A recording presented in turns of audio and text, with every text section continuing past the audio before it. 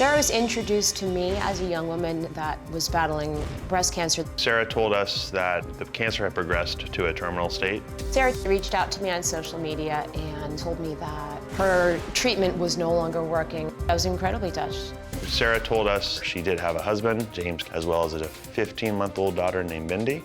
Sarah told me that her initial goal was to do what's called a century ride, 3-day ride, and 1 day is a 100-mile ride. I cycle regularly, and I offered to help her.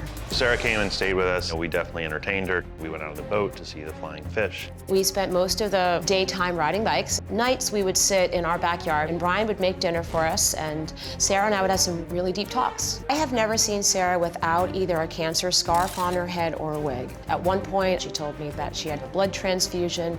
Another time, Sarah told my wife that she was actually being stalked and being threatened by this girl who had extreme affection for her husband, James. Sarah messaged me that the harassing posts had escalated into very detailed threats. The woman told her that she knew how to make Sarah's death look like an accident and hide a body. Sarah must have messaged me 100 times. The stalker had followed her to the gym, to the supermarket, was driving in front of her home. Supposedly there were police involved and they were trying to capture this person. I told Sarah, you hang up the phone right now and you call the police. As Sarah's stalker story progressed, so did their suspicions. I received a text message from Sarah that said, this stalker has a gun. She's chasing me. I said, just run, run, hide. I was completely freaking out. She told me that she was hiding in the shirt aisle, and that was the last contact I had until she relayed to us that the shooter was in custody.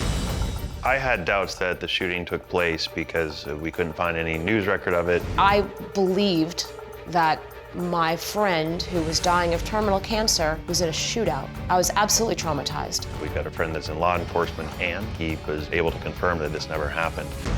After the shooting, I came across a record where Sarah had lost her nursing license in the state of Virginia because she was faking pregnancies. When I read that, every hair on my body stood up. You can fake a pregnancy and you can definitely fake a husband and fake having cancer. It also dawned on me that I'd never spoken to James. I said, Sarah, you need to call me. The first thing I said to Sarah, I said, James isn't true. He doesn't exist. And she said no. And I said, Bindi doesn't exist, does she? And she said no. And I said, the shooting certainly never happened. And of course she said no.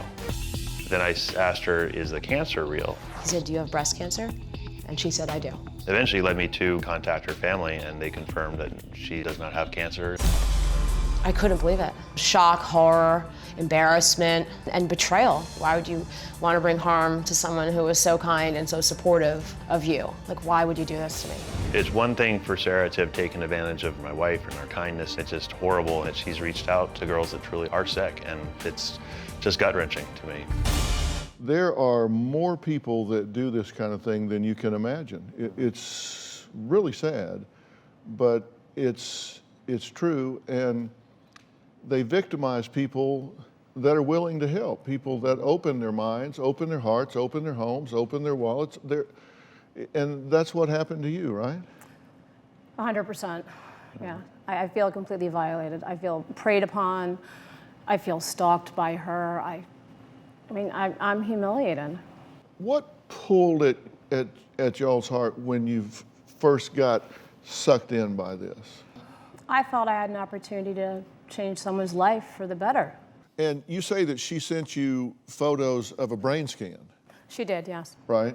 And it showed 13 lesions. 13 lesions on her brain. Right, which, I mean, that's severe. 13 lesions is pretty good coverage. I think she also knew that we had kind of limited knowledge and experience of the disease, so I just accepted it as the truth. Right. She's very intelligent. She really did her research. And one thing that she did that I found particularly distressing was she would adopt the stories of other survivors in the organization. So there was a young woman that we knew that had a similar experience. She did have cancer that had gone to her brain, and she had similar lesions. So Sarah adopted her story as her own. Do you have a story or a question for me? Click the link in the description and tell me what in the world is going on.